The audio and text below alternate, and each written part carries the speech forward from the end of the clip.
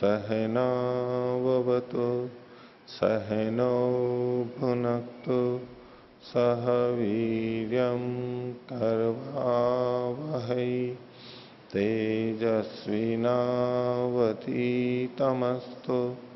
मा विद्विषावहै।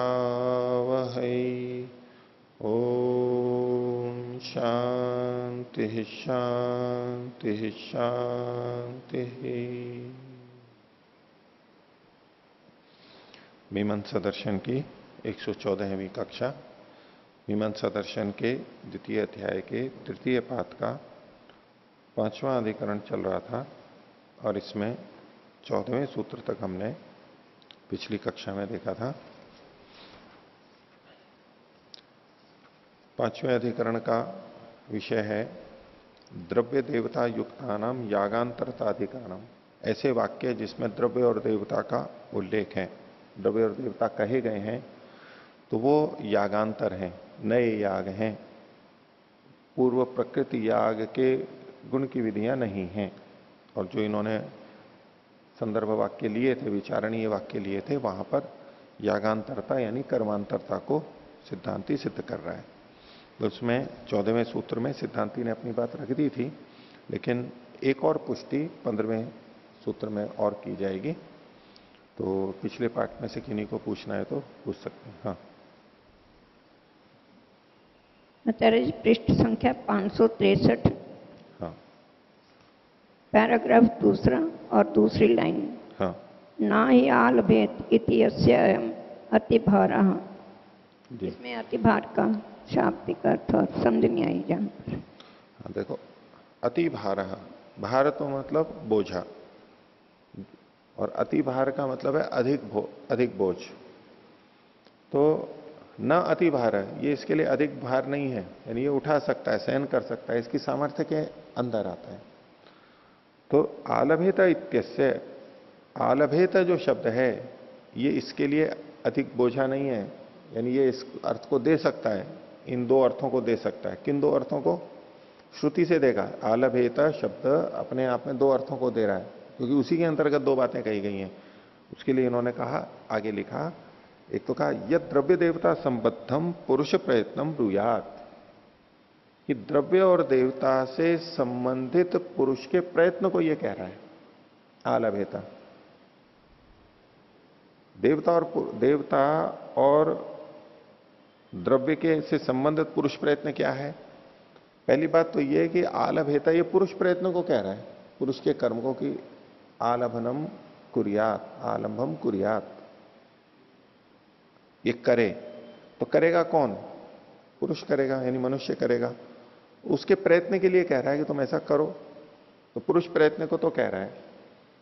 और वो पुरुष प्रयत्न आलभन से जुड़ा हुआ होते हुए भी किससे जुड़ेगा? ये द्रव्य और देवता से जुड़े हुए किसी प्रयत्न को करेगा। द्रव्य कौन है?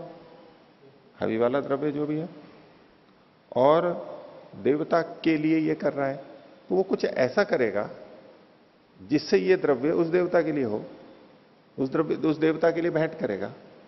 तो द्रव्य को देवता के लिए जो भेंट करना, ये पुरुष प्रयत्न में आएगा। तो आलभेत शब्द द्रव्य और देवता से संबद्ध पुरुष प्रयत्न को कह रहा है। एक बात तो ये हो गई। दूसरा, तमच आलभेता, और वो जो प्रयत्न है द्रव्य और देवता से संबंधित प्रयत्न है, वो कैसा है? तो वो प्रयत्न, तम का मतलब है प्रयत्नम, तम प्रयत्नम च आलभेत इति अर्थ विशिष्टम, ये प्रयत्न आलभन विशिष्ट है।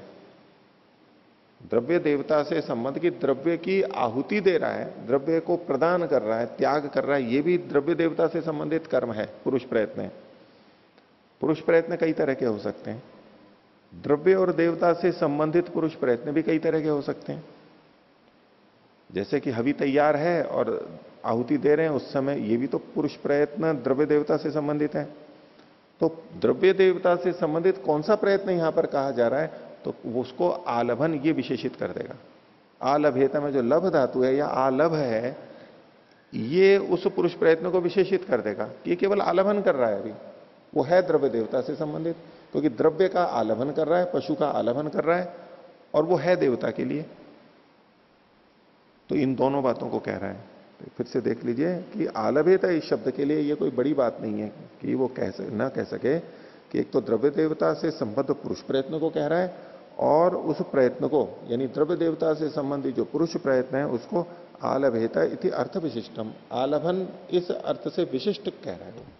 आलभन विशिष्ट द्रव्य देवता से संबंधित पुरुष प्रयत्न को कह रहा है आलभेता। अब इसमें वचन से नाती बाहर है या शब्द से नाती बाहर है, क्योंकि ये तो उस शब्द का अर्थ ही है। प्रत्यय पुरुष प्रयत्न को कह रहा है, आलभन उससे विशिष्ट है, उससे विशिष्ट प्रयत्न को कह रहा है। तो किससे संबद्ध होगा? तो वाक्य से साथ में आएगा, द्रव्य और देवता से संबंधित है वो। प्रयत्न भी विशेष है, क्योंकि आलभेता में जो कुरियात वाला भाग है, प्रत्यय का अर्थ है, वो मनमाना कुछ भी करने के लिए नहीं कह सकता है। भले ही कुरियात का कुछ भी अर्थ हो सकता है, कुछ भी है, लेकिन अब आलभन वाला ही कुरियात से जुड़ेगा, क्योंकि श्रुति वो कह रही है। लेकिन वो आलभन भी किससे संबंधित होना चाहिए? विशिष्ट देवता से संबंधित विशिष्ट द्रव्य से युक्त ही आलभन करना है उसको। हर किसी का आलभन भी नहीं कर सकता है। तो वाक्य में जब भी अनेक शब्द मिलते हैं तो आपस में बंध जाते हैं वो। वाक्य में जब कोई शब्द आ जाता है तो वो बंध जाता है, वो अपना मनमाना अर्थ नहीं दे सकता है। उस वाक्य के संबद्ध अन्य शब्दों से के परिप्रेक्ष्य में वो अर्थ को देगा। वो आलभन वैसे किसी का भी हो सकता है, लेकिन अब उसी द्रव्य का पशु का ही आलभन होगा, और उसी देवता से संबद्ध पशु का आलभन होगा। हर किसी जगह नहीं लग सकता है, हर जगह नहीं लग सकता है, वो वहां से बंध जाता है। जैसे ही परिवार में, वैसे व्यक्ति स्वतंत्र है, अकेला अकेला तो कुछ भी करे, कहीं भी जाए, खाए पिए, कुछ भी रहे करे, लेकिन जब परिवार में जुड़ जाता है वो,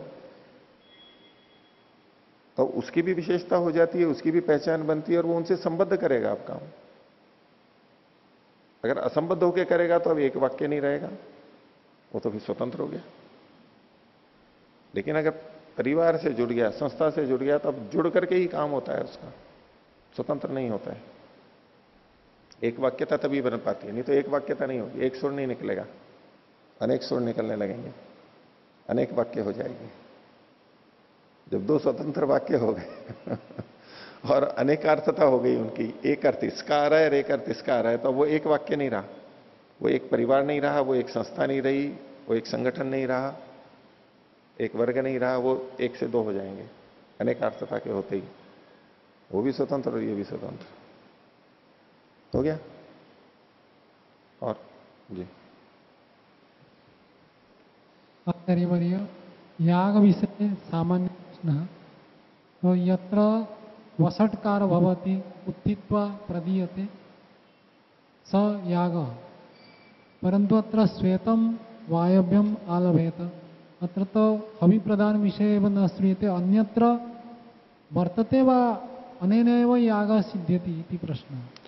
हाँ, वो तो याग और होम में जो भेद है, तो उसमें तो वो षट बोलते हैं याग में, और खड़े होकर के आहुति देते हैं, और उसमें द्रव्य की प्रधानता नहीं होती है, देवता की प्रधानता होती है। और होम के अंदर बैठ के बोलते हैं और स्वाहा करके बोलते हैं, और उसमें द्रव्य की प्रधानता होती है। ये जो हम देते हैं, अग्निहोत्र कर्म करते हैं, ये होम कहलाता है, याग नहीं कहलाएगा, ये होम कहलाएगा उस दृष्टि से। तो इसका निर्धारण तो वहां जो वर्णन मिलते हैं कि वहां किससे आहुति दी जा रही है, क्या चीज है, उस वर्णन से पता लग जाता है।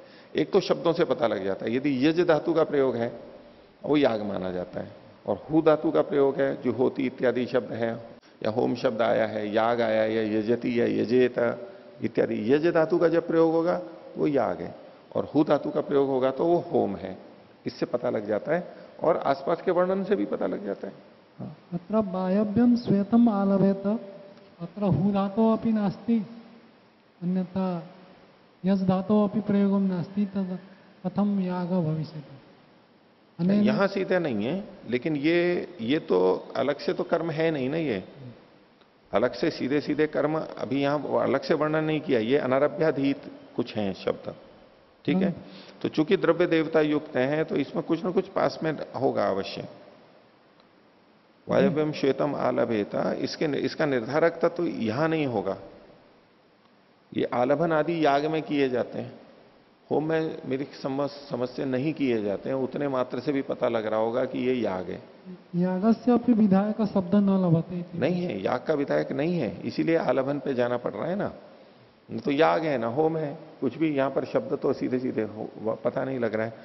लेकिन चूंकि यहां तो वो इतनी विशेष चर्चा नहीं है, लेकिन जो ये स्थल है जहां ये किया जाता है उस परंपरा में अभियुक्त तो लोग जो कहते होंगे शास्त्र में उसे स्पष्ट पता लगता होगा कि ये याग है, क्योंकि याग ही मान करके चल रहे हैं। तो हमें समझना चाहिए कि वहां याग का संकेतक कुछ ना कुछ अवश्य होगा। याग यत्रपि भवति तत्र हविष प्रदानम अवश्यमेव भवति। हाँ, बहुत ही याग है तो हवि प्रदान तो होगा, द्रव्य देवता भी होगा, और देवता के लिए द्रव्य तो दिया ही जाएगा, देवता के लिए द्रव्य तो दिया जाएगा। यथात्र श्वेतम वायव्यम आलभेत। हाँ, देवता यही द्रव्यम तो अस्ति परंतु नहीं देवता भी है ना वायव्यम।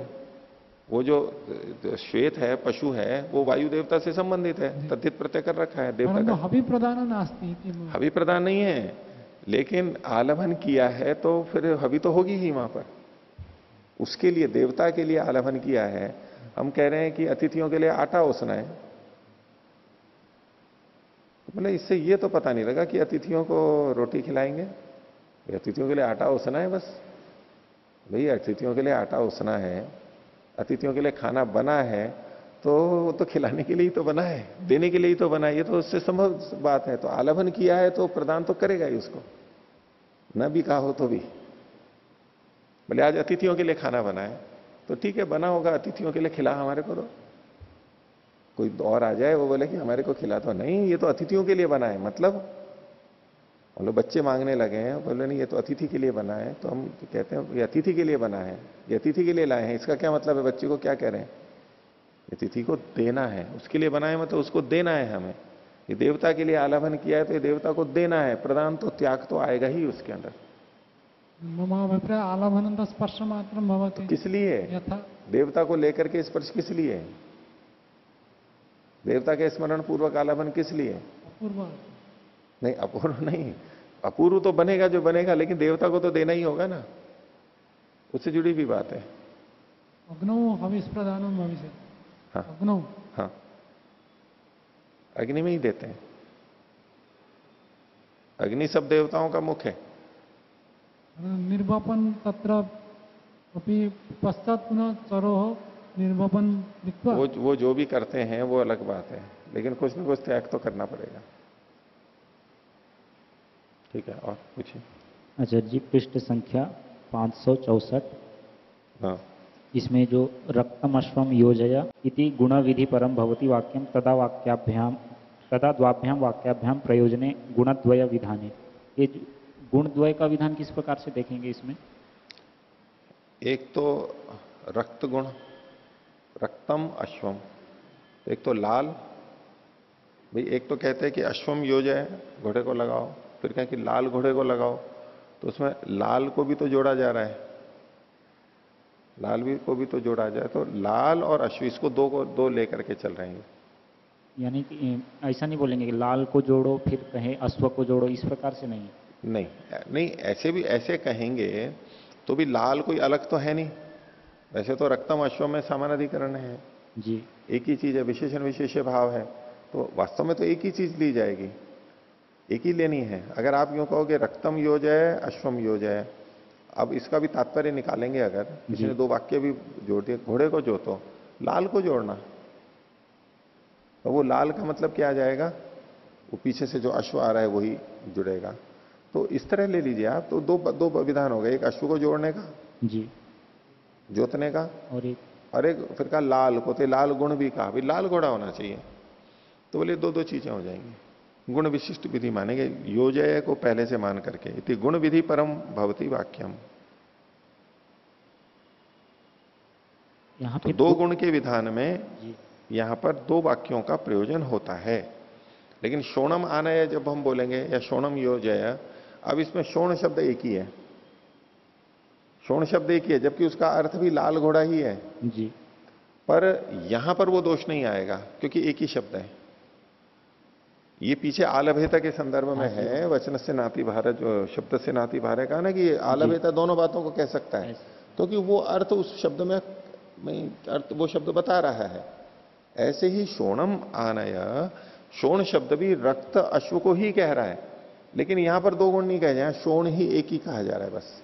और वहां पर रक्तम अश्व में वहां दो हैं, इसलिए वहां दोष आएगा, यहां दोष नहीं आएगा, ये कहना चाह रहे हैं। जी, रक्तम अश्व जो एक वाक्य था, इसमें जो दो वाक्य दिखा रहे हैं, इसमें दो वाक्य में एक रक्त से संबंधित और और एक एक अश्व से संबंधित। इसको एक वाक्य भी तो कह सकते हैं ना जी, कि गुण विशिष्ट विधि मान करके ये अगर एक ही गुण वाक्य विशिष्ट है। विधि मानेंगे तब तो हो जाएगा, तब तो योजय की विधि होगी जी। और रक्त विशिष्ट अश्व को वहां से लेना है, रक्त विशिष्ट अश्व का योजन करो। गुण विशिष्ट विधि में तो कोई दोष नहीं है। अभी एक वाक्य। लेकिन जिस परिप्रेक्ष्य में ये यहां पर कह रहे हैं कि गुण विधि परम भवती, गुण विधि मान रहे हैं, इसका मतलब हुआ कि योजय पहले से प्राप्त है। जी। अब आप कर्म की विधि नहीं कह सकते यहां पर, योजय तो अनुवाद ही मानना पड़ेगा, इनकी पृष्ठभूमि ऐसी ली है, उसी तरह लेना है हमारे को। और अब रक्त और अश्व दोनों को कह रहे हैं, तो ये दो दो हो जाएंगे, ऐसे में दोष बनेगा। ठीक है जी। और कोई? जी। पृष्ठ 560 पर पहले अनुच्छेद में 560। जी, जी। तो पहले अनुच्छेद में नीचे से तीसरी लाइन से, संस्कृत का कह रहे हैं? नहीं हिंदी में पहले अनुच्छेद, हिंदी में पहले अनुच्छेद में, हाँ, नीचे से तीसरी पंक्ति। हाँ। जब तक इन द्रव्यों से वायु और सूर्य देवता के लिए त्याग नहीं करेंगे, हाँ। तब तक द्रव्य देवता का संबंध उपपन्न नहीं होता है। हाँ। अतः प्रतीयमान द्रव्य देवता संबंध को संबद्ध करने के लिए त्याग आवश्यक है। तो यहाँ हाँ। क्या अर्थ है त्याग से? याग का? त्याग से, याग मतलब त्यागी होता है, आहुति देना, आहुति देना, क्योंकि याग होता ही वहां पर है। द्रव्य देवता और त्याग, ये तीन चीजें होनी चाहिए।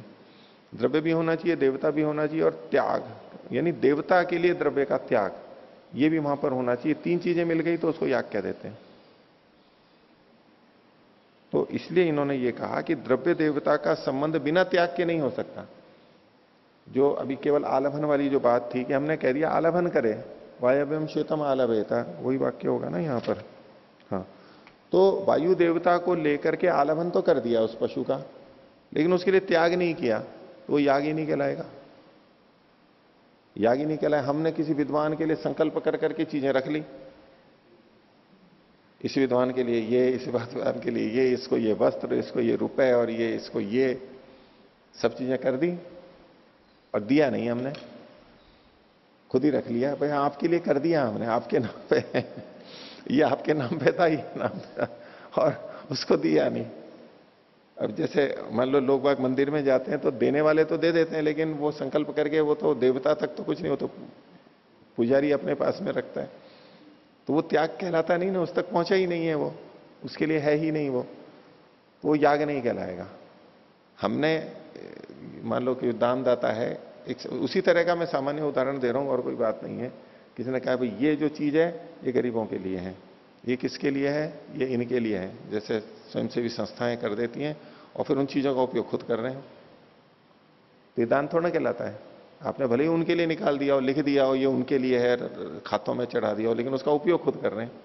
ये दवाइयां गरीबों के लिए हैं, दवाइयां खुद काम में ले रहे हैं, तो दान थोड़ा कहलाएगा।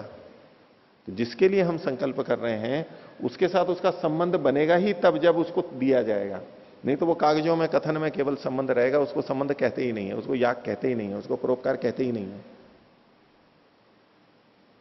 जिससे संबंधित है उसको देना होगा, जिससे संबंधित है उसको देना होगा, उसमें वो लगना होगा, तभी वो याग या त्याग या दान कहलाएगा, नहीं तो नहीं कहलाएगा। आगे पृष्ठ 564 पर हाँ। पहले अनुच्छेद में हाँ। दूसरी लाइन, नीचे से दूसरी लाइन, और याग के बिना देवता के लिए द्रव्य का संकल्प करना चाहिए, यह संबंध उपपन्न नहीं होता है, इसीलिए ये याग रूप कर्म है।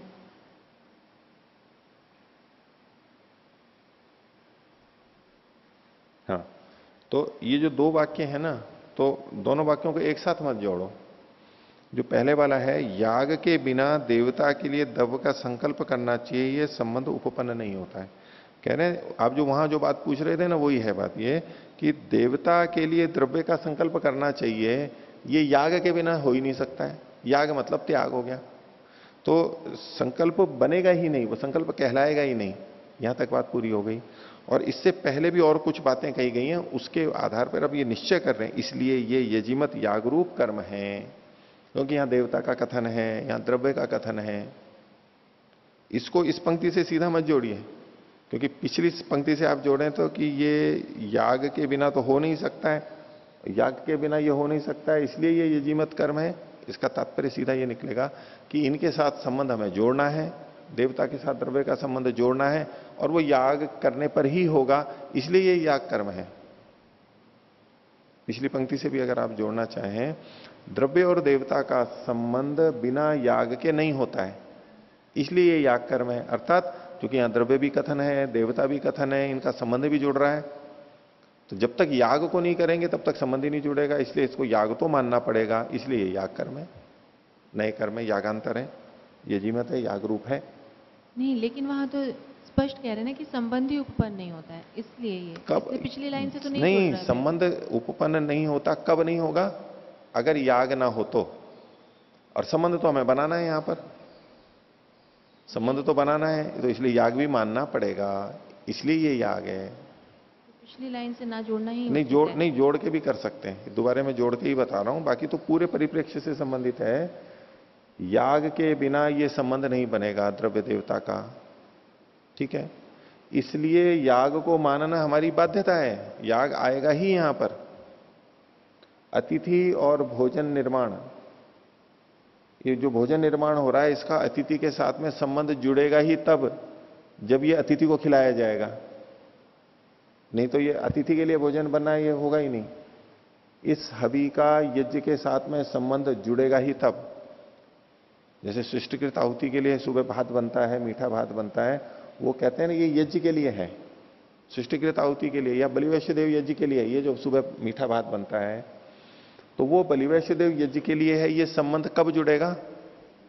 जब उसको वहां त्याग किया जाएगा। अगर उसका वहां त्याग नहीं किया गया तो उसका संबंध ही नहीं जुड़ेगा। यूं केवल बलिवैश्य देव का नाम लेकर के हम बना दें, वो तो कोई संबंध नहीं जुड़ा। याग तो त्याग तो करना ही पड़ेगा उसका, ये अनिवार्यता है, इसलिए याग को मानना पड़ेगा, यहां ये कहना चाह रहे हैं। ये 5वें अधिकरण में जो 3 चीजें बताई थी, उसमें प्रकृति की अपेक्षा, यावदुक्ते और यजमान, तो इसमें ये यावदुक्ते और यजमान, इसमें क्या फिर से बोलिए। ये जो 3 चीजें 5वें अधिकरण में बताई गई थी, हाँ। प्रकृति अपेक्षा, यावदुक्ते और यजमान, याग रूप कर्म, जितना विधान किया है उतना कर्म। ये कहां बताई गई? ये 5वें अधिकरण में पृष्ठ संख्या 558 पर। हाँ। ये जो हम 3 चीजें पढ़ रहे थे, प्रकृतिम अपेक्षते, यावदुक्ते और यजिमति,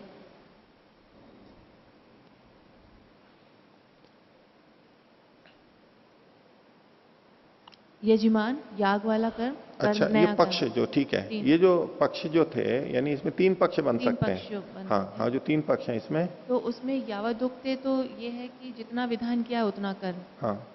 और जो यजमान है वो याग रूप कर्म। तो याग रूप कर्म में भी तो जितना विधान किया उतना ही कर्म होगा। नया तो कुछ नया इसमें जो बता रहे हैं, तो जितना विधान किया उसमें भी नया हो सकता है, तो दोनों में क्या कुछ अंतर है? देखिए, यावदुक्ते का मतलब, यावदुक्त और याग, इसमें 2 में आप अंतर पूछना चाह रही है ना। यावदुक्त में तो वायव्यम श्वेतम आलभेता भूति कामा, केवल आलभन करेगा, आलभन करेगा, और आलभन ही कर्मांतर है। प्रथम पक्ष में पूर्व पक्षी कह रहा था कि ये प्रकृति के अंग हैं, प्रकृति के ही गुण कथन है, तो ये नया कर्म नहीं है। द्वितीय पक्षी, ये जो यावदुक्त वाला है, ये एक पक्षी है, यानी दूसरा पूर्व पक्षी है, वो क्या कह रहा है कि ये प्रकृत कर्म का गुण विधान नहीं है, ये कर्मांतर है, लेकिन ये कर्म केवल आलभन ही है, आलभन ही है और निर्वाप ही है, बस आलभन करना है और निर्वाप करना है। याग नहीं कह रहा है उसको वो, याग नहीं कह रहा है उसको वो। और तीसरा जो पक्ष है कि उत यजिमति एते कर्मणि, ये याग रूप कर्म है, तो याग रूप जब कर्म हो गया तो आलभन तो होगा ही उसमें, उसका त्याग भी होगा। क्योंकि यहां पर त्याग तो कहा नहीं गया ना, वायव्यम श्वेतम आलभेता भूति कामा, बस आलभन करे, आलभन से भूति कामता को बताया जा रहा है। तो जो यही तो उसका दोष है ना, एक पक्षी है, एक पक्षी उत्तर है, वो एकांगी उत्तर है कि वो जितना लिखा है उतना ही ले रहा है, उसके साथ में याग को नहीं जोड़ रहा है। सिद्धांत ने कहा नहीं, याग भी जोड़ना पड़ेगा, नहीं तो ये आलभन और देवता का स्मरण, ये संबंध व्यर्थ है। ये दोनों में अंतर हो गया, यावदुक्त और याग। और कोई? पृष्ठ संख्या 564। 564, हाँ। इसमें जो पहली पंक्ति में उदाहरण आया है, रक्तम अश्वम योजय, तो यहाँ पे योजयता पहले से प्राप्त थी और 2 गुण का विधान कर रहे, रक्त का और अश्व का, तो उनका विधान कौन करेगा? कौन सा शब्द करेगा विधान? ये योजय ही करेगा, योजय ही करेगा। योजय को उस पक्ष में अनुवाद मानेंगे, योजय शब्द अनुवाद मान के, क्योंकि इन्होंने लिखा ना यदा गुण विधि परम भवती वाक्यम, ये वाक्य जब गुण विधि परक होगा तब है, गुण विशिष्ट विधि परक होगा तो ये दोष नहीं आएगा। और ये वाक्य गुण विधि परक कब होगा? जब यहां कर्म का विधान नहीं माना जाएगा, जब यहां पर कर्म का यानी योजय, ये इसमें युज जो धातु है इस वाले को जोड़ने वाली बात का विधान यहां नहीं माना जाएगा, इसको अनुवाद मानना पड़ेगा। अनुवाद मान रहे हैं तो पहले कहीं ना कहीं विधि हो चुकी है, ये मान करके चल रहे हैं हम, ठीक है, उस परिप्रेक्ष्य में। हाँ, तो इसमें लिंगंश इसको विधान करेगा, गुण विधान। लिंगंश इनको विधान करेगा, रक्त और अश्व को।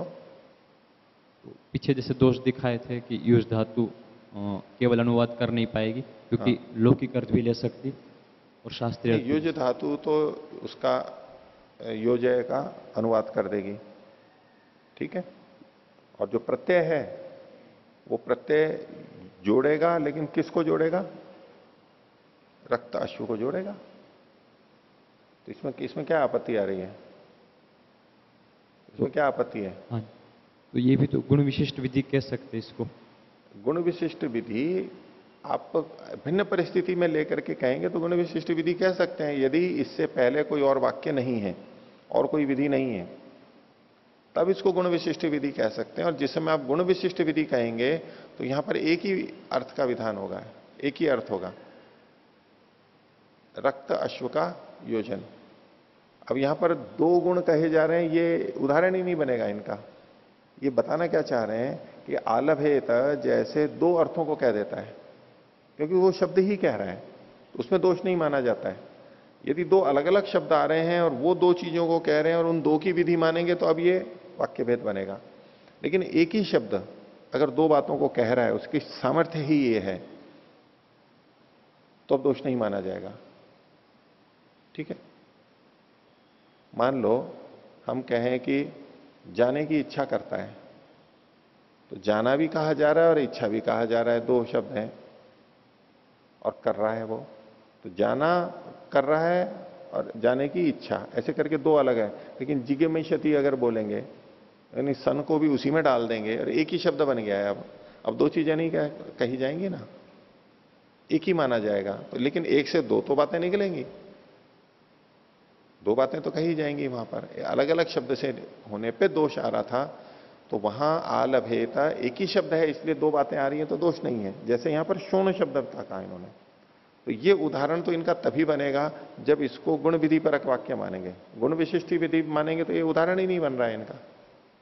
तो जैसा ये कह रहे हैं हमें उसी तरह से लेना होगा ना। हाँ, ठीक। और तो आगे चलते हैं। पृष्ठ संख्या 564, मीमांसा दर्शन के 2य अध्याय का 3य पाद, अधिकरण संख्या 5 और इसका 15वां सूत्र। और इसमें बस अंत में सिद्धांती एक और अपनी बात की पुष्टि के लिए प्रमाण दे रहा है, लिंग दे रहा है। 15वां सूत्र है लिंग दर्शनात्। इस तरह का संकेत भी हमें अन्य जगह पे मिलता है, उससे भी पुष्टि होती है। भाष्य, लिंगम खलवपि एतम अर्थम दर्शयति। खलव यह की जगह वह कर लेना, तो लिंग भी इस अर्थ को दिखाता है। जो हमने निष्कर्ष निकाला है ये लिंग से भी प्रतीत होता है। कैसे? सोमा रौद्रम चरुम निर्वपेत इति प्रकृत्या। एक वाक्य वहां पर अन्य प्रसंग में आया है कि सोम देवता वाले और रुद्र देवता वाले चरु का निर्वाप करें। सोम और रुद्र ये 2 देवता हैं, इनसे संबंधित चरु का निर्वाप करें। इति प्रकृत्या, ये कह करके फिर परिश्रिते याजयेत, परिश्रिते याजयत, यहां याजयत यज धातु का भी प्रयोग कर दिया है। और परिश्रित का मतलब होता है घेरी हुई वेदी में। घिरी हुई वेदी का मतलब है कि उसके अंदर वो जहां एक लकड़ियां रख देते हैं ना, पीछे भी आया था, तीन तरफ, एक तो है घिरा हुआ ऊपर से, या तो उसको परिधि जैसा बना देते हैं। तो परिश्रिते याजयत, जिसमें जो ढकी भी हो, घिरी भी हो, उसके अंदर यजन कराए। तो इति परिश्रयण विधि, यहां परिश्रयण की विधि की गई है। तो एतस्य वाक्य यजति शब्देन संकीर्तनम अवकल्पते। तो एतस्य का मतलब है इस निर्वाप का या तो कर्म का, वाक्य में का मतलब है परिश्रिते याजयत, इस वाक्य में यजति शब्द से, क्योंकि यजति शब्द है, इससे संकीर्तनम अवकल्पते, संकीर्तन समझा जाता है। तो निर्वाप जो किया गया, ये साथ में याजयत जो जोड़ा गया, तो निर्वाप को यजति से हमने जोड़ दिया है, उससे संबंधित ही है ये। यदि यजमति एते कर्मणि, इससे क्या संभव होगा, अगर ये यज वाले कर्म है तो, क्योंकि परिश्रिते याजयत, किसका यजन करेगा, किस देवता के लिए, किस द्रव्य का करेगा, तो सोमा रुद्रौ चरुम निर्वपेत, सोम और रुद्र देवता और चरु का निर्वाप करेगा। तो ये कब, जब ये इस याग से संबंधित होते हैं, तो यजन जुड़ गया है। अतः प्रकृतो गुण विधानम यावद उक्तम वा यजति शब्देन अनुवादो नावकल्पेता। तो इसमें प्रकृति में गुण का विधान, ये पहला वाला पक्ष था पूर्व पक्षी, प्रथम पूर्व पक्षी का, और यावद उक्तम वा ये दूसरा वाला पक्ष था। तो ये यहां पर यजति शब्देन अनुवादो नावकल्पते, यजति शब्द से यहां अनुवाद कल्पित नहीं होता है, नया कर्म प्रतीत होता है। तस्मात अवगच्छामो यजिमति इति, इसलिए हम ये समझते हैं, निर्णय करते हैं कि ये याग है। इति द्रव्य देवता युक्ता नाम यागांतरताधिकरणम। आगे अगला अधिकरण है छठा, वत्सालंभादीनाम संस्कारताधिकरणम। वत्स यानी बच्चा, आलंबन उसको छूना पकड़ना इत्यादि कुछ कर्म हैं, वे संस्कार हैं, गुण विधियां हैं, वो संस्कार कर्म है, प्रधान कर्म नहीं है, ये यहां पर सिद्ध किया जाएगा। तो सीधे सूत्र दिया है यहां पर 16वां, विषये प्राय दर्शनात्। विषय का मतलब है संशय, मूर्धन्य शय नहीं है, ये तालव्य शय है। पीछे भी एक बार प्रसंग में आया था, और तब मैंने बताया, ये भी कहा था कि ये अंतः साक्षी से भी सिद्ध होता है कि विषय मतलब संशय, इसी अर्थ में यहां पर प्रयोग किया गया। उसको मूर्धन्य शय करके विषय नहीं बना सकते, अर्थ तो संगत हो जाएगा, लेकिन उसके लिए ये प्रमाण है, इसका भाष्य से भी हमें इस बात को स्पष्ट पुष्टि होगी। तो संदेह में प्राय दर्शनात् का मतलब है प्राय करके वो जिन चीजों के बीच में पढ़ा गया है वैसा ही उसको मान लिया जाता है, ये पुष्टि के लिए कह रहे हैं। तो इसके ऊपर पहले सूत्र की जो रचना है, इसके ऊपर कुछ प्रश्न उठा दिए हैं अभी पहले। क्या है, किम उदाहरणम, या उदाहरण क्या है, किस उदाहरण को लेकर, यानी किस वाक्य को लेकर के ये चर्चा की जा रही है। सूत्र का अर्थ तो क्या है, संशय होने पर प्राय दर्शन। भाई लेकिन ये कथन किया किस प्रसंग में है, इन्होंने कहना किस समस्या के समाधान के लिए कहा, वो तो उदाहरण वाक्य ही नहीं है। तो किम उदाहरणम, आगे कहा न तावत सूत्र ने वे परिगृहितम, और सूत्र से भी कुछ उदाहरण नहीं दिया गया। कैसे, जैसे कि यथा अवेष्टौ यज्ञ संयोगात कतु प्रधानम उच्यते, ये पीछे 2-3 में सूत्र आया था, तो बोले वहां सूत्र में ही अवेष्टि का कथन किया गया था यज्ञ संयोग से, तो ऐसे सूत्र से भी यहां पर कुछ उल्लेखित नहीं हो रहा है। और ना भी साध्यम प्रतिज्ञातम, और भाष्य में या भूमिका में भी कहीं साध्य की प्रतिज्ञा नहीं की गई है। कैसे, जैसे कि यथा अयनेशु चोदनांतरम, ये पीछे आया था 2-3-5 में, तो वहां अयनेशु चोदनांतरम ये यहां पर कथन किया गया था, साध्य की प्रतिज्ञा की गई थी। तो फिर यहां क्या है, केवलम विषय संशय प्राय दर्शनम हेतु रीति निर्दिश्य थे। यहां तो केवल विषय को ही इन्होंने खोला है, संशय के विषय में प्राय दर्शन जो है वो हेतु के रूप में प्रस्तुत किया गया है। प्राय दर्शनात् में पंचमी विभक्ति है, तो ये हेतु को प्रस्तुत किया जा रहा है। विषय संशय के प्रसंग में प्राय दर्शनात् ये हेतु बता दिया गया। तो कस्यायम हेतु रीति न विज्ञानीमा, ये हेतु किस चीज का है, ये तो हमें पता ही नहीं लग रहा है। प्रकृतम यजिमत एतत् कर्म इति, और कह रहे हैं कि जो प्रकरण में है, पिछले वाला जो अधिकरण है वो प्रकृत है, वो यजिमत एतत् कर्म, कि ये कर्म यज वाला है। पीछे यजिमत सिद्ध किया था हमने पिछले अधिकरण में, बोले उसको अगर ले लें तो ये अगर यज्ञ विषय ऐसा माना जाए तो तदपि न संबध्यमानम एवं पश्याम, बोले उसकी भी संगति नहीं लग रही है यहां पर। तदेतत अगमकम सूत्रम एवं तावत अनर्थकम, तो कुछ विशेष अर्थ को न बताता हुआ ये सूत्र ही अनर्थक हो रहा है।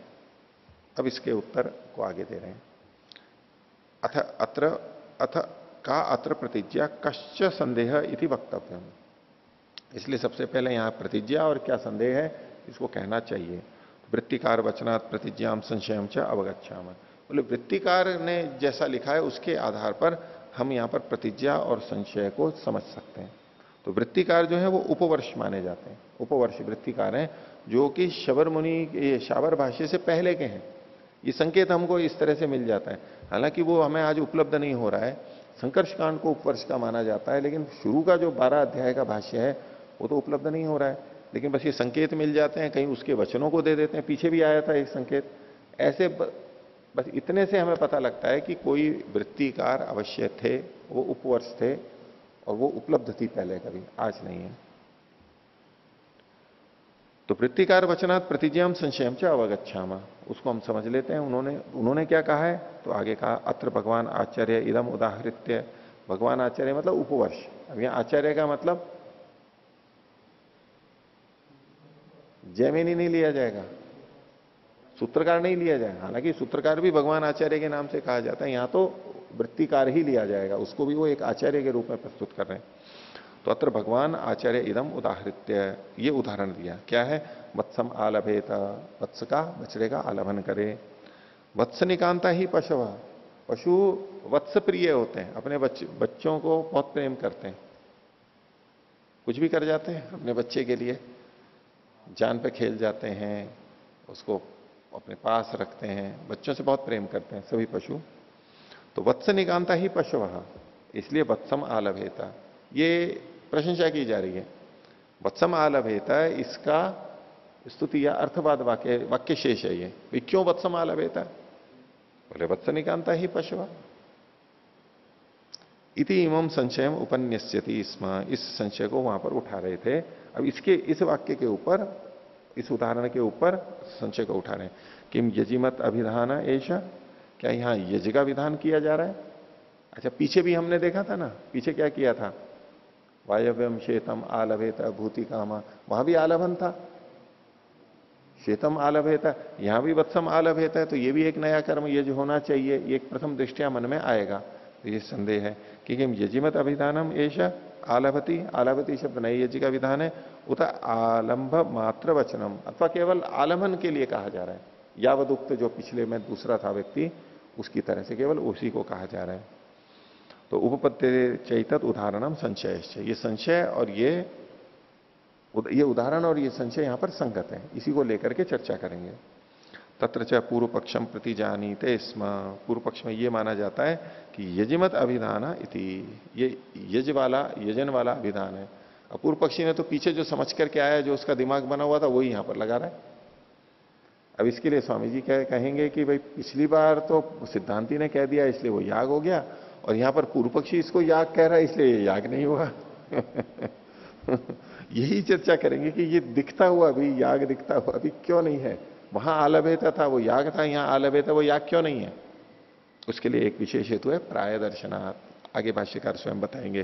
तो यजिमत अभिधान इति, बोले इदंतु प्रत्युदाहरण सूत्रम पूर्व से अधिकरण से, ये जो सूत्र है विषय प्राय दर्शनात्, ये पिछले अधिकरण का प्रत्युदाहरण सूत्र है, विपरीत लेकर के किया गया जहां वो नहीं घट रहा है। नात्र पूर्व पक्षेण अतीव प्रयोजनम, या पूर्व पक्ष से कोई विशेष प्रयोजन नहीं है, अतीव प्रयोजन, वचन से ना अतिभार है, अतिभार है या अतीव। देखो अतीव का देखो कैसा प्रयोग किया गया है, हम सामान्यतः ऐसा नहीं करते हैं। नात्र पूर्व पक्षेण अतीव प्रयोजनम, इससे कोई अतीव प्रयोजन नहीं है, इससे कोई विशेष प्रयोजन नहीं है। तथापि पुरुषाणाम उच्चावच बुद्धि विशेषान आलोच्य भवती मंदानाम सामान्य तो दृष्टेना भी आशंका, लेकिन बोले पुरुषों की उच्चावच बुद्धि विशेष को देख करके, यानी पुरुषों में मनुष्यों में अधिक बुद्धि भी होती है और कम बुद्धि भी होती है, उसको देख करके ये शंका क्यों उठाई जा रही है। मंदानाम सामान्य तो दृष्टेना भी आशंका, जो मंद बुद्धि वाले होते हैं वो सामान्य तो दृष्ट, सामान्य एकता देखते हुए संशय उत्पन्न कर देते हैं। कुछ चीज वहां है तो यहां भी है, तो बोले फिर तो यहां भी होना चाहिए ये। ऐसे विशेष नहीं देख पा रहे हैं, वो सामान्य ही देख पा रहे हैं। सामान्य तो दृष्टि से उनके मन में शंका हो जाती है। जैसे याग और होम में एक बार करने लगे, बोले वहां भी देवता को त्याग किया जाता है, यहां भी त्याग किया जाता है, फिर तो दोनों ही एक चीजें हुई। लेकिन विशेषता को देख नहीं पा रहा है, इसलिए समानता देखता है। तो सामान्य तो दृष्टि ने भी आशंका, सामान्य तो दृष्टि से भी आशंका हो जाती है। तो सापी निर्वर्तनीय, निवारण तो उसका भी करना चाहिए। भले ही मंद बुद्धि वाले हैं, लेकिन उनका भी प्रश्न उठाए तो निवारण तो करना चाहिए। सापी निर्वर्तनीय आशंका कैसे, उसके लिए एक उदाहरण दिया। सा आशंका, हाँ निवर्तनीय, सा आशंका निवर्तनीय, उस आशंका को हटाना चाहिए, निवर्तन करना चाहिए उसका। निर्वर्तन नहीं, निवर्तन, ठीक है। उसके लिए एक उदाहरण दे रहे हैं, न ही मंद विषय न वृश्चिके न अपि दष्टो म्रियेत। जो मंद विष वाला वृश्चिक है, उससे काटा हुआ मरता नहीं है। मंद विष वाला वृश्चिक होता है, उससे काटा हुआ मरता नहीं है। तो इतने से न जातुचित कदापि तत्र चिकित्सा नादरेण कर्तव्या, कि वहां पर चिकित्सा में कोई ढीलापन बरता जाए बिना आदर के, कि भाई चलो ये तो कम है तो कोई बात नहीं है, छोड़ दो। चिकित्सा तो वहां भी करनी पड़ेगी। मंद विष वाला है तो भी अपनी तरफ से तो पूरी चौकस रखना पड़ता है, पता नहीं किससे क्या असर हो जाए, तो वो तो ध्यान करना ही पड़ेगा। अतस्ताम निर्वर्तई तुम, यहां निर्वर्तित है, तथा रेफ लगा लीजिए तप है। अतस्ताम निर्वर्तई तुम पूर्व पक्षम उपन्यास्यति स्म, इसलिए उसको संपन्न करने के लिए, निर्णय के लिए पूर्व पक्ष को यहां पर लाया जा रहा है। पूर्व पक्ष को अब आगे बताएंगे।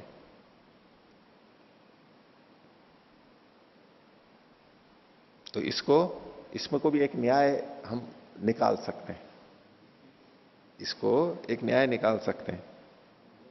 क्या? मंद सामान्य तो दृष्ट न्याय, मंद सामान्य तो दृष्ट न्याय, दूसरा भी निकाल सकते हैं।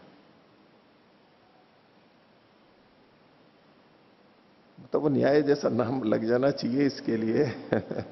मंद सामान्य तो दृष्ट न्याय, दूसरा मंद विष वृश्चिक न्याय, या मंद वृष वृश्चिक चिकित्सा न्याय, चिकित्सा भी साथ में जोड़ देंगे। मंद विष वृश्चिक चिकित्सा न्याय,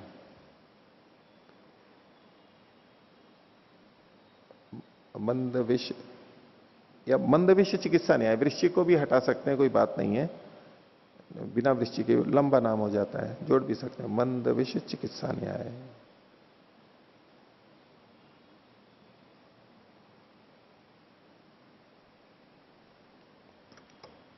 ठीक है।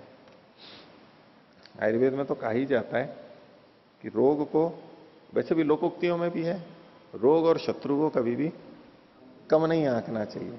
मतलब जित कम लग करके हम ढीला कर दें ऐसा नहीं, वो बाद में बढ़ जाता है और समस्या खड़ी करता है। इसलिए उस पर ध्यान देते हुए पहले से ही रखना चाहिए।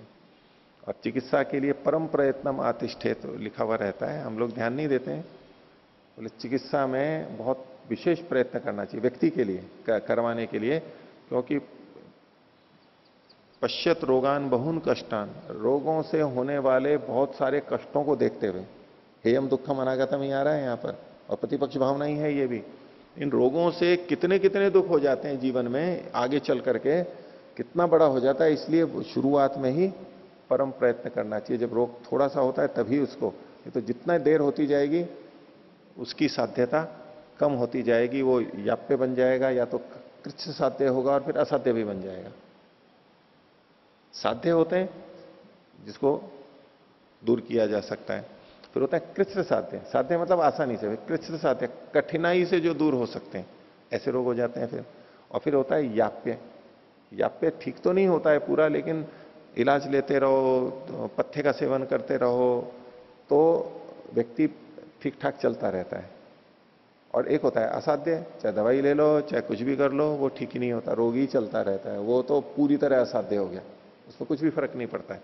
याप्य होता है जैसे आजकल मधुमेह बना हुआ है ना, मधुमेह की दवाई लेते रहो जीवन चलता रहेगा, कोलेस्ट्रॉल की दवाई लेते रहो चलता रहेगा, ये याप्य स्थिति है। रोग ठीक नहीं होगा, रोग ठीक नहीं हो रहा है उस दवाई से, लेकिन अपना जीवन चल रहा है, स्वस्थ जैसा जीवन चल रहे हैं। जब तक दवाई लेंगे तब तक ठीक है। ब्लड प्रेशर का भी जैसे आजकल ये बना हुआ है, जिंदगी भर दवाई, डॉक्टर कहता है आपको तो जिंदगी भर लेना पड़ेगा।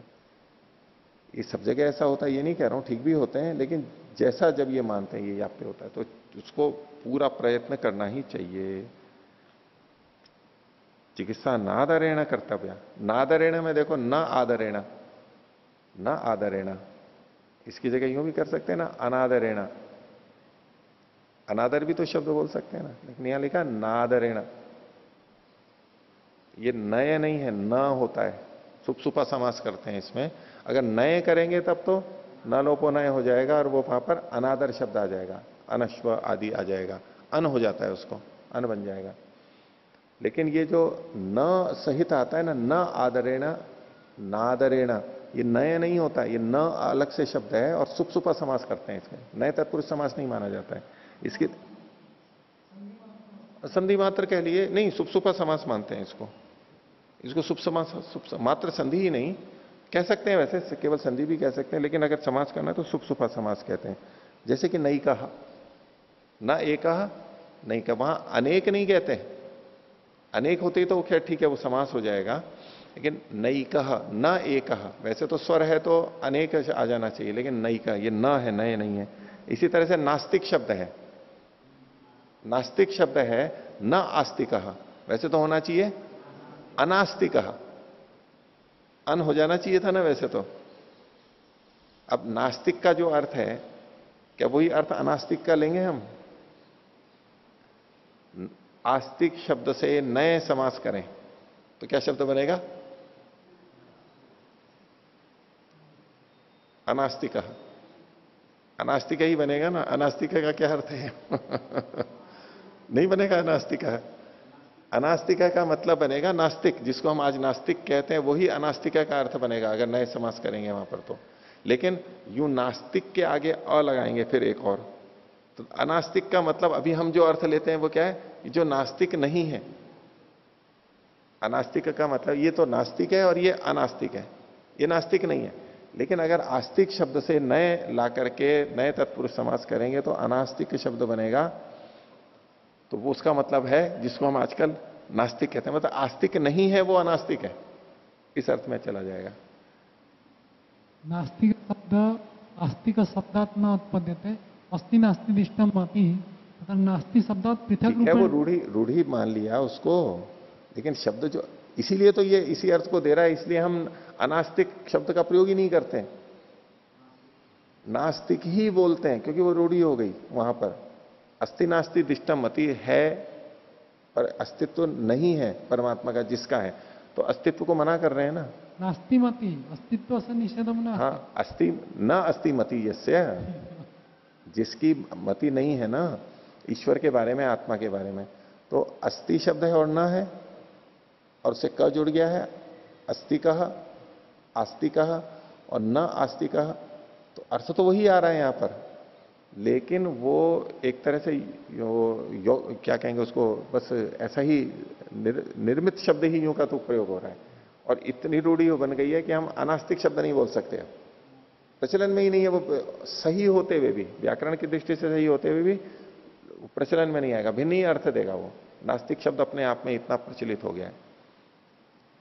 नई का शब्द तत्र समासन अस्ति तत्र संधि न एक वृद्धि कह सकते हैं, वो भी कह सकते हैं आप।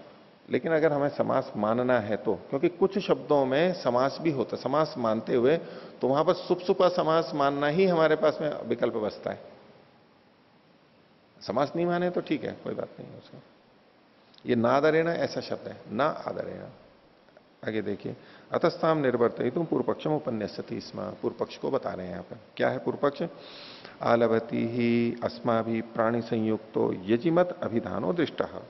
पूर्व पक्षी कह रहा है कि ये जो आलभती शब्द है, आलभ शब्द है धातु, ये हमारे को यज्ञ से जुड़े हुए प्राणी से संयुक्त यज्ञ के संदर्भ में ये शब्द देखा जाता है।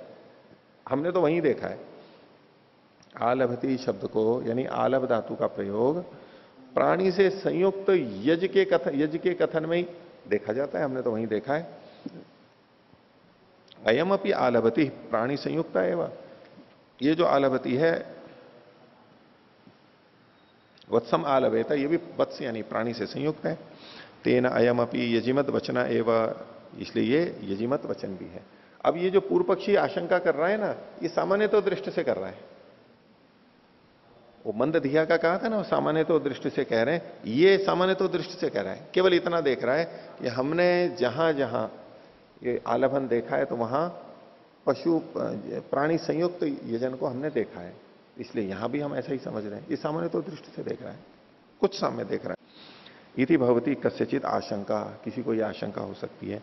अथवा यजिमद अभिधानो दृष्ट आलभति प्राणी संयुक्त, ये जो आलभति ही शब्द है ये प्राणी से संयुक्त यजिमत नाम से ही कहा जाता है।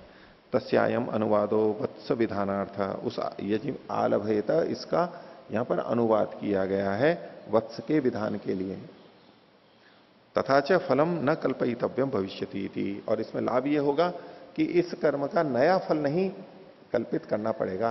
प्रकृत कर्म के अंतर्गत आएगा, गुण विधि मानी जाएगी, तो नया फल कल्पित नहीं करना पड़ेगा। यदि इसको कर्मांतर मानेंगे, यागांतर मानेंगे, तो नया फल भी जोड़ना पड़ेगा, कल्पित करना पड़ेगा। तो इसमें कम कल्पना है, इसलिए उसी का मानेंगे। एवं प्राप्ते ब्रूमा, अब इस पे सिद्धांति कह रहा है अस्मिन संशये आलंब मात्रम संस्कार, आलंब मात्र ही संस्कार करना है यहां पर, और कुछ नहीं है। कुतः प्राय दर्शनात्, प्राय करके इसका प्रयोग संस्कारों में देखा जाता है। यत्र अन्यानि अपि संस्कार कर्माणि प्राय भूतानि उच्यन्ते तत्र तदपि श्रूयते, जहां पर बहुत सारे संस्कारों का कथन किया गया है, ये संस्कार ये संस्कार ये संस्कार, वहीं इसको भी पढ़ा गया है, इसलिए इसको भी ऐसा ही समझना चाहिए। ये पीछे 2-2-12 के अंदर भी ये सूत्र आया है, 2-2-12 में इसी बात को कहा है कि प्राय देखा जाता है, उससे वहां पर निर्णय किया गया था। अग्रे का भी उदाहरण दिया था। प्रायदपि च अर्थ निश्चयो भवति, प्राय करके जहां जो वर्णन है उससे भी निश्चय होता है। यथा अग्र प्राय लिखितो अग्रे इति गम्यते, ये का ये वचन वहां आया था। अग्रे की जहां अधिकता है, श्रेष्ठ चीजें हैं, वहां वो कोई चीज पढ़ी गई हो तो वो भी अग्रे यानी श्रेष्ठ ही समझी जाती है। इस पर पूर्व पक्षी कह रहा है ननु लिंगम प्राय दर्शनम, ये प्राय दर्शन जो आपने कहा ये तो लिंग मात्र है, संकेत मात्र है। कथम अनेन सिद्धि रीति, मात्र इतने से सिद्ध आप कैसे कर सकते हो। इस पर सिद्धांति कह रहा है उच्यते यथा प्राय दर्शनेन सिद्ध्यति, यथा को अलग कर लेना, यथा जैसे कि प्राय दर्शन से सिद्ध होता है, तथा वर्णयितव्यम, जिस प्रकार से प्राय दर्शन से सिद्ध होता है वैसा वर्णन करना चाहिए, वैसा वर्णन करेंगे। कथन च प्राय दर्शनम हेतु, ये प्राय दर्शन कैसे सिद्ध हेतु बनेगा, तो कहा न्यायतः प्राप्त हो सत्याम, अगर न्याय से प्राप्ति हो रही है औचित्य पूर्वक तो ये प्राय दर्शन भी हेतु बनेगा। तो पूर्व पक्षी पूछता कहा पुनर्न्याय, यहां पर न्याय क्या है, प्रमाण क्या है, तो देवता संबंध अभावात न याग वचन दृष्टार्थत्वाच, दो हेतु दिए सिद्धांति ने कि एक तो यहां देवता के संबंध का अभाव है इसलिए ये याग वचन नहीं है, पीछे देवता का संबंध बताया था द्रव्य देवता का, तो यहां ये अतिरिक्त है। आलभेता भले ही है लेकिन देवता का तो कथन नहीं है यहां पर, इसलिए ये नहीं होगा। और दृष्टार्थत्वाच, इसका दृष्ट प्रयोजन भी देखा जा रहा है। याग में अदृष्ट प्रयोजन होता है, वहां कोई प्रयोजन नहीं था, यहां दृष्ट प्रयोजन भी है। क्या है, तो वत्स आलभ्य मानो गाम प्रश्नावयिष्यति इति, जिस बच्चे का आलभन किया, बच्चा साथ में होता है तो गाय को पोसा लेगा वो, यानी गाय को जब दूते हैं तो बच्चा जब थन के मुंह लगाता है तो वो दूध उतर करके आता है, फिर वो भी पी लेता है, फिर हम भी दूध निकाल लेते हैं। तो इसको कहते हैं प्रश्नावन करना, प्रश्नावन, पोसाना जो बोलते हैं हिंदी में। तस्माद एवं न्याय प्राप्ते प्राय दर्शनम द्योतकम भवती, तो इस प्रकार न्याय से प्राप्त है और प्राय दर्शन उसका द्योतक होगा यानी लिंग के रूप में काम करेगा। तस्माद आलंबन मात्रम संस्कार, ये संस्कार केवल आलंबन का है। और पुष्टि के लिए कह रहे हैं अर्थवादोपत्तेश्च, और वो जो वहां पर कथन किया गया था साथ में वाक्य शेष था, उससे अर्थवाद की भी सिद्धि हो रही है। अर्थवाद की सिद्धि होने से भी, क्योंकि वहां अर्थवाद कहा गया है। अर्थवादश्च भवती वत्स निकांता ही पशवः, पशु वत्स प्रिय होते हैं। यस्मात् वत्स प्रिया पशवः तस्मात् वत्स आलब्धव्य इति, क्योंकि पशु वत्स प्रिय होते हैं इसलिए वत्स का आलंबन करना चाहिए, ये अर्थवाद कहा गया, प्रस्तुति की गई। यदि गाम प्रश्नावयितुम आलभ्यते तत्र वचनम अवकल्पते, यदि गाय को प्रश्नावन करने के लिए, पोसाने के लिए बछड़े का आलंबन किया जा रहा है, वहां ये वचन संगत हो जाता है। अतः संजपयितुम, और अगर बछड़े का संजपन करने के लिए किया जा रहा है यानी उसको मारा जाएगा, तो तत्र एवं जातिगम वचनम नोपपत्त्येत, वहां ये वचन संगत नहीं होता है। कौन सा, अर्थवाद। वत्स निकांता पशु है, कोई कहे कि पशु को लेंगे, आलंबन करेंगे यानी उसका संजपन करेंगे यानी उसको मार देंगे, ऐसा कहते हुए ये वचन क्या संगत है? वत्स निकांता ही पशुआ। बछड़े पशु वत्सप्रिय होते हैं, इसलिए बछड़े को आलावन करके उसको मार दे, ऐसा कोई संगत होगा? ऐसा तो हो सकता है कि गायों पशु को वत्सप्रिय होते हैं इसलिए आलावन करके उसके पास में रखें। नई गाय को खरीदते हैं तो बछड़ा और बछड़ी को भी वत्स को साथ में लेते हैं, नहीं तो वो दूध नहीं दे पाती है। अतः संजय तुम तत्र एवं जाति का वचनम नोपपद्यते तस्मात अपि आलंब मात्रम संस्कार इति सिद्धम। इसलिए भी ये आलंब मात्र करना है और ये केवल संस्कार है, ये सिद्ध होता है। इति वत्सालंबादीनाम संस्कारताधिकरणम, वत्स के आलम्बन के संस्काराधीनता है। अब देखो कितना पक्षपातपूर्ण कथन हो गया कि पिछले अधिकरण में तो क्योंकि सिद्धांति का पक्ष था इसलिए उसको नया कर्म मान लिया था। अब यहां चूंकि पूर्व पक्षी ने याग को नया कर्म माना है, इसलिए सिद्धांति को तो उसके विपरीत का चलना ही है, खंडन करना ही है, इसलिए इसको यहां पर कर्मांतर नहीं माना, इसको संस्कार मात्र माना। यावदुक्त केवल संस्कार ही यहां पर माना है इन्होंने, तो विशेष हेतु रहता है। सामान्य तो दृष्टि से देखेंगे तो एक जैसा लगेगा कि देखो वहां कैसा कर दिया, यहां ऐसा कर दिया। ये जो विशेष हेतु देते हैं बस उसको पकड़ना है, विशेष हेतु देते ही अंतर पता लग जाएगा हमारे को। ठीक है, तो आज का पाठ इतना ही रखते हैं। प्रणव था।